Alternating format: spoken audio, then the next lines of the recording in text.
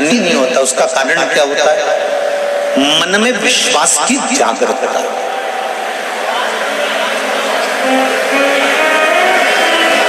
मन में विश्वास की प्रबलता। जिसको आपने बताया उसने आपकी वाणी पर विश्वास कर लिया और विश्वास करने के बाद उसने वो उपाय कर लिया। पर हो सकता है हम मंदिर जा रहे हों, हम देवालय जा रहे हों, हम नर्मदा जी के घाट जा रहे हों, हम प्रयागराज जा रहे हों, हम भगवान के मंदिर पहुंच रहे हों, उसके बाद भी हमारे भीतर इतना विश्वास जागृत नहीं हुआ। हमारा विश्वास, हमारी दृढ़ता, हमारा भरोसा प्रबल होना चाहिए।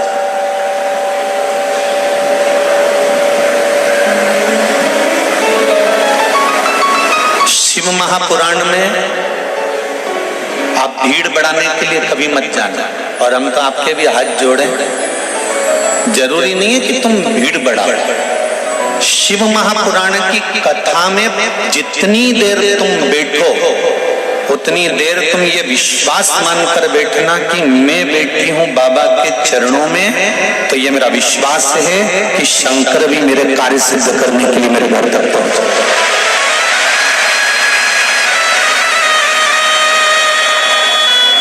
दिखावा करने की जरूरत नहीं है बाबा देवादिदेव महादेव की कथा में। क्यों? शंकर भगवान कहते हैं मेरे पास में दिखावे की जरूरत नहीं है। अगर तुझे आना है तो विश्वास लेकर आना।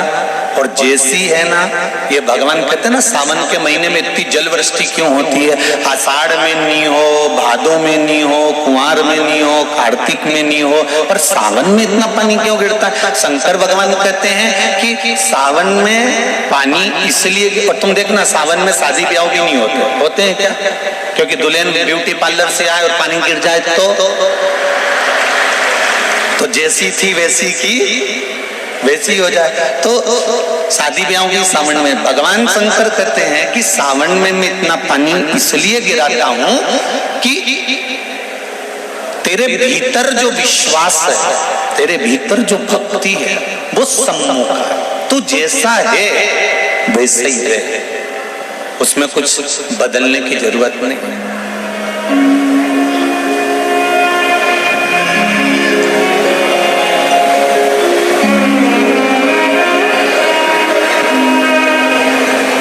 हम बहुत सारा चंदन लगा लें, माला वाला पहन लें, और शंकर जी के बहुत बड़े भगत बन के बैठ जाएं, तो भगवान शंकर कहते हैं ऐसे भगत बनने से कुछ नहीं होगा।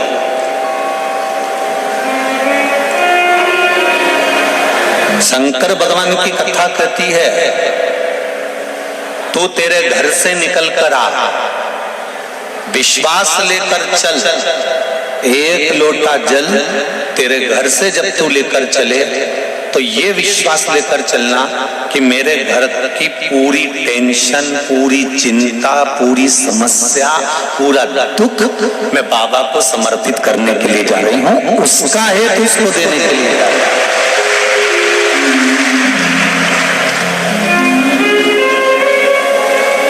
और कितनी भी अच्छी पड़ोसन होना, मंदिर में अपना दुख उस पड़ोसन को कभी मत सुनाना। कितना बड़ा भी करोड़पति तुम्हारे साथ मंदिर में बैठा हो और तुम्हारे पास में पर्स में अगर पैसा नहीं है, तुम्हारे पास में कोई रुपया नहीं है, तो तुम अपनी पड़ोसन से मांगकर 1 रुपया भी मंदिर में मत चढ़ा।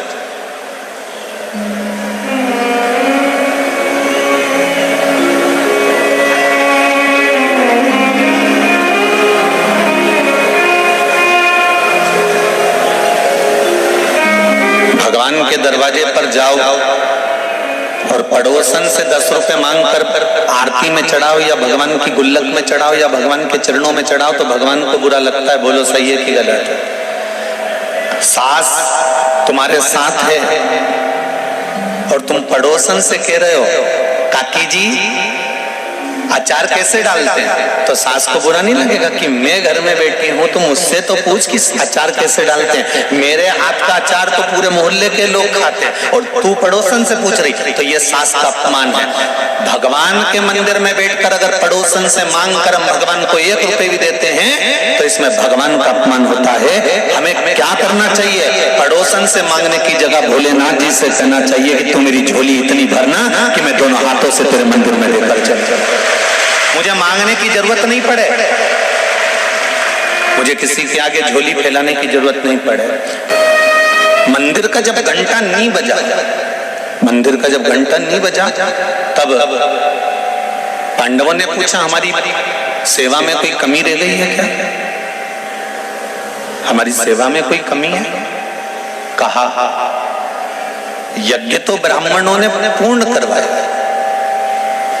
कर्मकांडी ब्राह्मण जब कोई पूजन कराने बैठता है तो अपने दिल से, अपने चित्त से, अपने मन से, अपने भाव से भगवान को रिझाकर पूर्ण पूजन कराता है।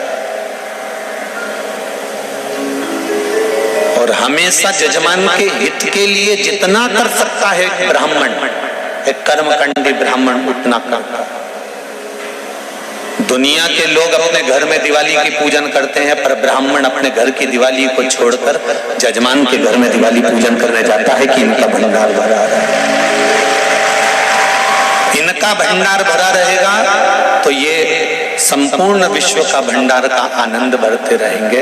इसलिए एक कर्मकांडी ब्राह्मण अपना पूर्ण आशीर्वाद, पूर्ण आनंद देता है।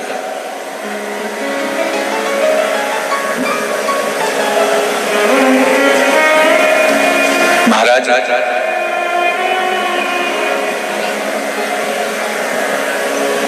शिव कथा कह रही है, घंटा नहीं बजा। जब घंटा नहीं बजा, ब्राह्मणों ने कहा कि हमने यज्ञ पूरा करवा दिया, हमने यज्ञ अच्छा करवा दिया, पर 2 तरह का यज्ञ होता है।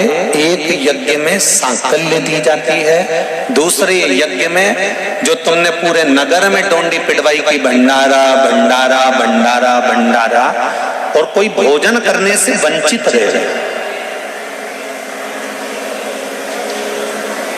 कोई भोजन करने से वंचित है, जरूर कोई भूखा रह गया है। पता करो कि कौन भूखा रहा।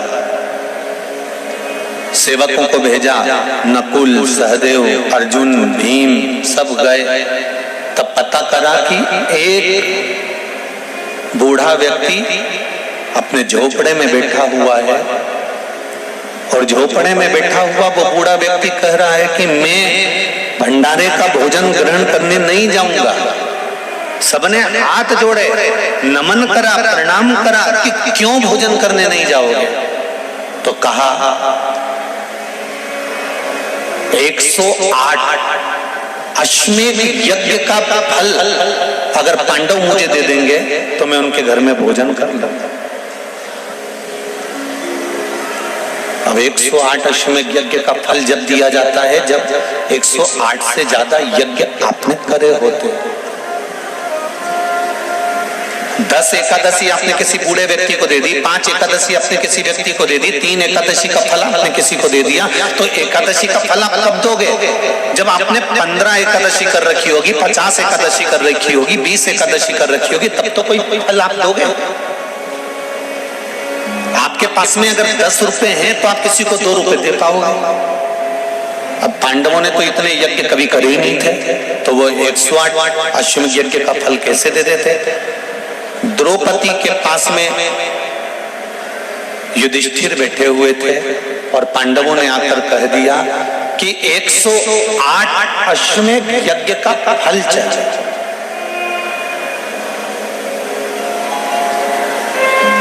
108 अश्वमेध यज्ञ का यदि फल मिलेगा तब वो बूढ़ा व्यक्ति भोजन करने के लिए आया। कहा, द्रौपदी बोली हमने तो इतने यज्ञ नहीं करे, पर चलो मैं उस संत को मनाने के लिए चल चल। द्रौपदी के लिए पादुका लाई गई, द्रौपदी ने पादुका नहीं पहनी। द्रौपदी के लिए रथ लाया गया, द्रौपदी ने रथ पर नहीं बैठी। पैदल द्रौपदी उस संत के दरवाजे पर पहुंची और बाबा से कहा, बाबा आप हमारे यहाँ चलकर भोजन करिए। बाबा कहते हैं 108 अश्वमेध यज्ञ का पुण्य दो, तब मैं तुम्हारे घर में भोजन करूंगा। द्रौपदी कहती है मैं 108 अश्वमेध यज्ञ का पुण्य देती हूँ। बाबा ने कहा, द्रौपदी तेरे पतियों ने तो इतने यज्ञ नहीं करे, तूने इतने यज्ञ कब कर लिए? द्रौपदी कहती है, बाबा हमारे शास्त्र कहते हैं, हमारा धर्म कहता है, हमारे वेद और पुराण कहते हैं, जितने कदम चलकर हम भगवान के मंदिर पहुंचते हैं, जितने कदम चलकर हम संत के दरवाजे पहुंचते हैं, जितने कदम चलकर हम शिव महापुराण की कथा तक पहुंचते हैं, उतने अश्वमेध यज्ञ हम अपनी जिंदगी के कर लेते हैं। उतने अश्वमेध यज्ञ हमने करते हैं और हमारे अश्वमेध यज्ञ कोई साधारण नहीं है।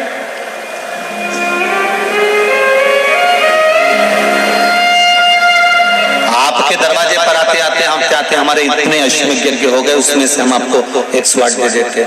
संत ने पुण्य लिया और संत चल दिए भोजन करने के लिए और मंदिर का घंटा बज गया। मेरी माताओं, मेरी जीजियों, मेरे भाई, एक बात का स्मरण रहे, हम प्रतिदिन जब जब एक लोटा जल लेकर शंकर जी के मंदिर में जाते हैं ना चढ़ाने के लिए, तो हम भगवान शंकर के दरवाजे जाते जाते ना जाने कितने अश्वमेध यज्ञ का पुण्य अपने हाथ में लेकर इकट्ठा कर लेते हैं। ना जाने कितना पुण्य, ना जाने कितना आनंद हम वो अश्वमेध यज्ञ का इकट्ठा करते हैं। इसलिए कहते हैं सारी समस्या का हल,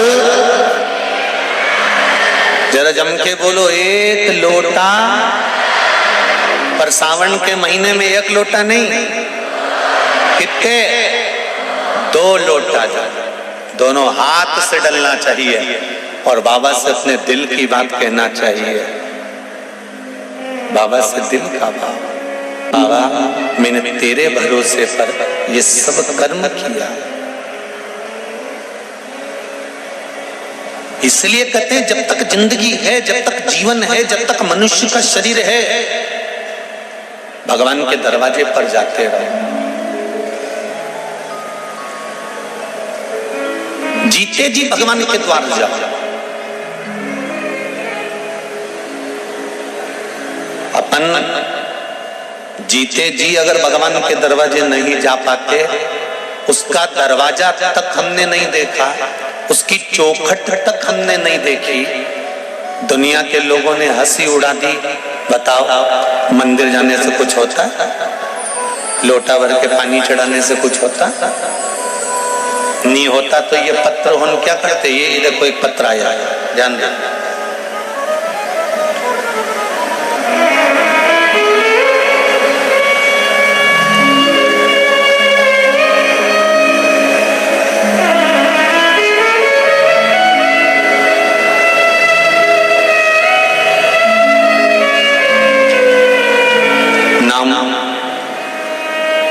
रश्मि वैष्णव, कहीं बैठी हो तो हाथ हिलाइएगा, जहां बैठी हो दोनों हाथ हिलाइएगा। रश्मि जी वैष्णव,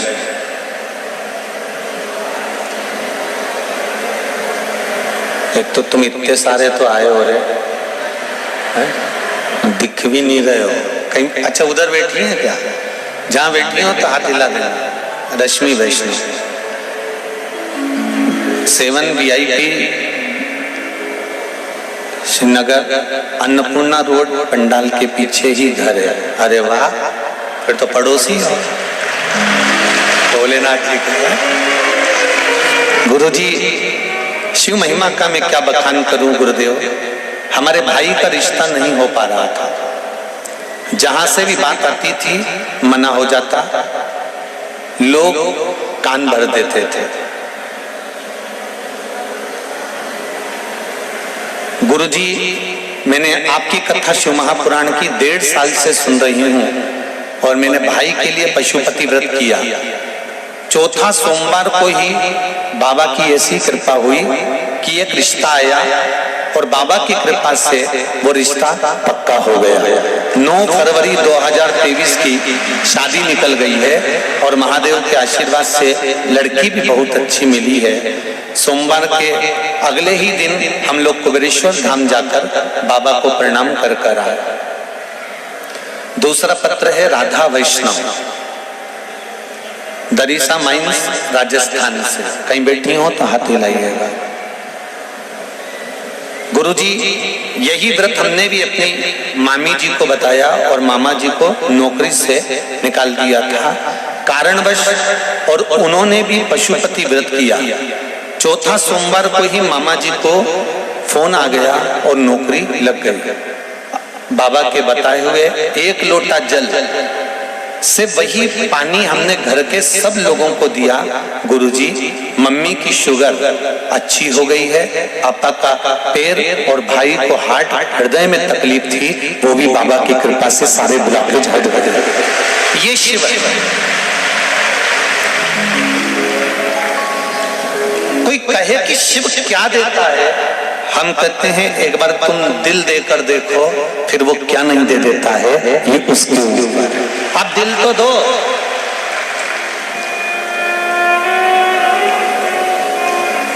दिल तो दूसरी जगह लगा के बैठे।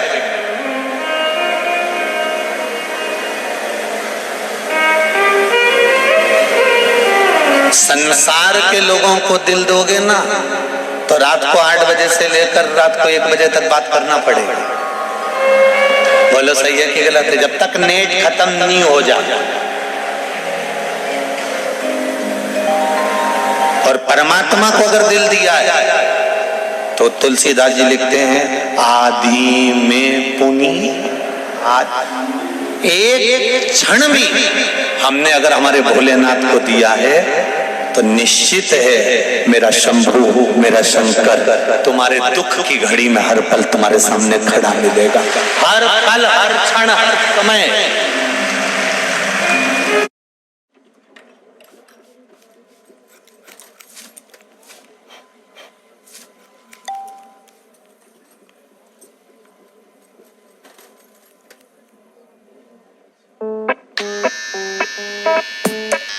Let them keep trying.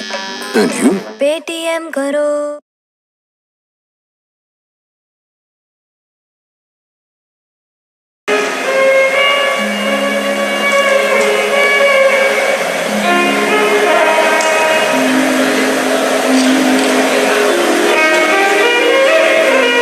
छोड़ेगा नहीं।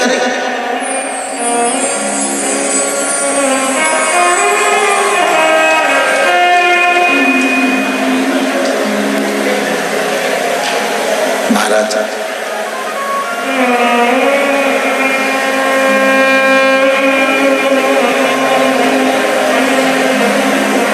भक्ति और मुक्ति सहज होना चाहिए। भगवान शिव ओगरधानी, त्रिकालदर्शी, कैलाशी, अविनाशी देवाधिदेव महादेव की कथा करे। महाराज भक्ति और मुक्ति ये दोनों एक दूसरे के लिए समर्पण का भाव रखते हैं। देखिए, सावन के महीने में कथा सुन रहे हो और देवाधिदेव महादेव की पावन शिव महापुराण के सामने सुन रहे हो, और वो भी इधर ओंकारेश्वर, उधर महाकालेश्वर, बीच में बैठ के कथा सुन रहे हो। दिल से शिव महापुराण के मूल मंत्र का जाप करेंगे और बाबा से निवेदन करेंगे अपने दिल की बात।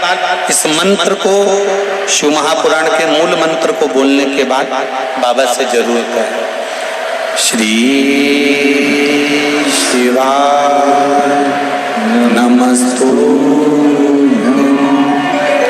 श्री शिवाय नमस्तुभ्यं, श्री शिवाय नमस्तुभ्यं, श्री शिवाय नमस्तो श्री शिवाय नमस्तो।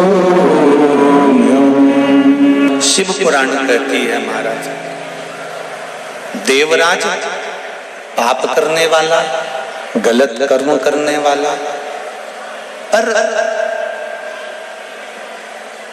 उसकी माता का एक पुण्य बड़ा प्रबल था।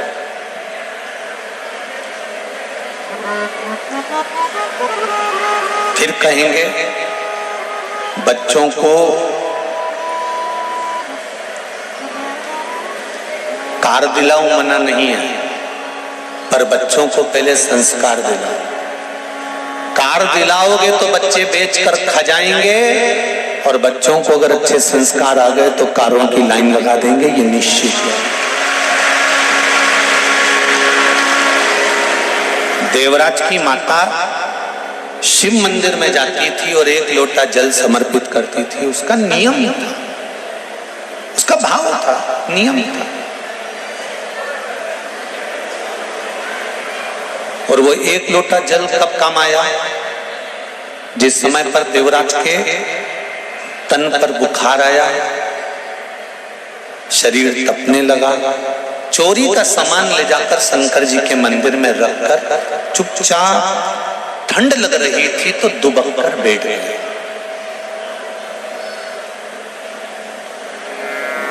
कोई वस्त्र नहीं है उसके पास,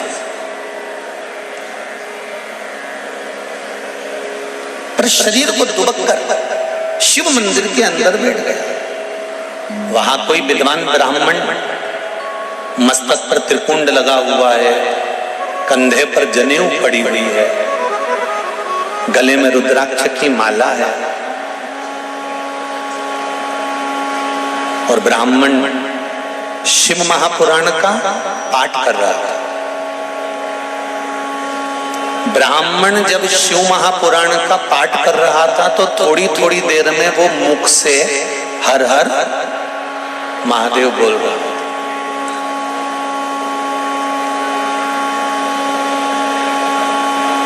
देखिए, महादेव, भोला, हर हर महादेव। बहुत ध्यान देना थोड़ा सा। श्रावण शिवरात्रि शिव महापुराण की कथा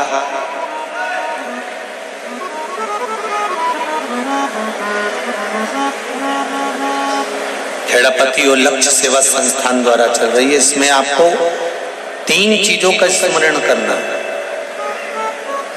महादेव, भोला और हर हर महादेव। इन तीनों का उच्चारण कहां कहां पर करना चाहिए वो समझिए जरा। अभी तक जितनी भी आपने शिव पुराण सुनी होगी उसमें हमने ये वर्णन नहीं करा।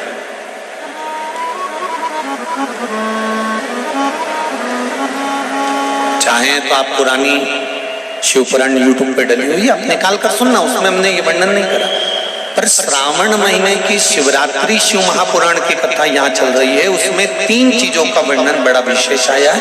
महादेव, जम के बोलो पहले, महादेव। दूसरा नंबर पर है भोला, जिसको कहते भोला शंकर। तीसरे नंबर पर है हर हर। इन 3 उच्चारण को व्यक्ति को, वैसे तो आप कभी भी महादेव बोलो, हर हर महादेव बोलो, भोला शंकर बोलो, मना नहीं है, पर इन 3 उच्चारणों को कहीं कहीं बहुत जरूरी में ले लेना चाहिए। पहला, जब आप किसी कार्य के लिए आगे बढ़ रहे हो और वो कार्य हो ही नहीं रहा, बहुत प्रयास कर लिया आपने और वो काम हो ही नहीं रहा, अथक प्रयास कर कर थक गए, तब घर से जब निकलो तो एक विचार कर कर निकला, मुख से कहकर निकलना कि आज मैं इस कार्य के लिए जा रहा हूं और मेरे साथ मेरा महादेव जा रहा है। कौन जा रहा है? महादेव जा रहा है। वापिस आओगे, ज्यादा से ज्यादा ये होगा 15 दिन, 20 दिन, 25 दिन, 30 दिन लगेंगे। जो कार्य कर आए हो उसका रिजल्ट आपके पक्ष में जरूर आएगा, क्योंकि महादेव को आप साथ लेकर जाते हैं। ये खुशबू असली वाली, और खुशबू के हाथों की कड़ी तो पूछो मत, क्योंकि खाना